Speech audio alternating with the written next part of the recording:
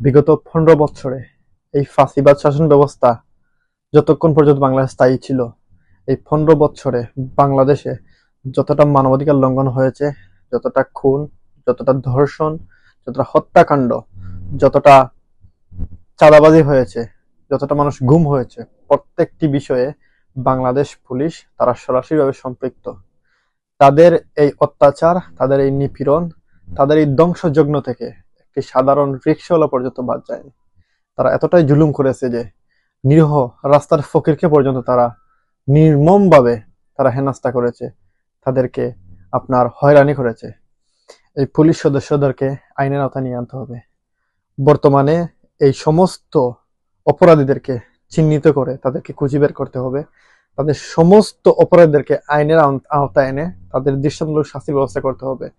প্রয়োজনে তাদেরকে বাংলাদেশ পুলিশ থেকে তাদেরকে বহিষ্কার করতে হবে।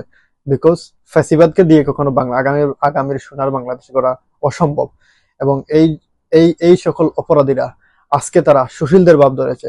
আগামী আপনারা যদি লক্ষ্য করেন যে আরো 2 মাস পরে তারা কিন্তু ঠিকই তারা আগের রূপ নিয়ে ফিরে আসবে এবং তারা আগের যে হত্যাকাণ্ড, আগের যে একদলীয়করণ, আগের যে আপনার হয়রানি, তারা কিন্তু তাদের সেই রূপে ফিরে আসবে। সুতরাং প্রত্যেকটা পুলিশ অপরাধীদেরকে চিহ্নিত করতে হবে, হোক সে কনস্টেবল, হোক সে দারোগা, হোক সে আইজি, হোক সে ডিসি, হোক সে যে কোনো কিছু।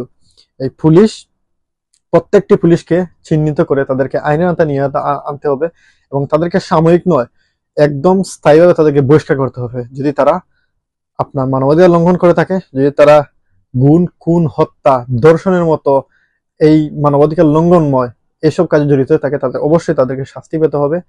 এবং শুধু পুলিশে নয়, পুলিশের সাথে র্যাব, তারা আপনার 2013 সালে যে বিরোধী দলের উপর জামাত এবং বিএনপির উপর যে নির্মম হত্যাকাণ্ড চালিয়েছে, সেখানে যতগুলো পুলিশ রয়েছে সবাইকে চিহ্নিত করতে হবে। এবং হেফাজতে শাপলা চত্বরে যে নির্মম হত্যাকাণ্ড চালানো হয়েছে, রাতের গভীর আধারে নিরীহ মানুষদেরকে তারা হত্যা করে, ইভেন কি তারা লাশ পর্যন্ত তারা গুম করে ফেলছে, তারা গণকবর দিয়েছে। এবং আজকে 2024 সালে যেই সমস্ত অপরাধীরা তারা ওপেনলি মানুষের বুকে গুলি চালিয়ে নিরীহ ছাত্রদেরকে তারা হত্যা করেছে, এই সব কিছু মিলিয়ে যতটা হত্যাকাণ্ড সংঘটিত হয়েছে, যতটা খুন, যতটা ধর্ষণ, যতটা লুটপাট, যা কিছু সংঘটিত হয়েছে, বাংলাদেশ পুলিশ, বাংলাদেশ র্যাব সরাসরি তাতে সম্পৃক্ততা রয়েছে। এই সমস্ত চিহ্নিত অপরাধীদেরকে অবশ্যই চিহ্নিত করে তাদেরকে আইনের আওতায় নিয়ে আনতে হবে। তাদেরকে পুরোপুরি বরখাস্ত করতে হবে, সাময়িক বরখাস্ত করলে হবে না। তাদেরকে পুরোপুরি বরখাস্ত করে তাদেরকে সামাজিকভাবে তাদেরকে বয়কট করতে হবে। তা না হলে ফাঁসিবাদ বাংলাদেশ থেকে কখনো দূর হবে না। সুতরাং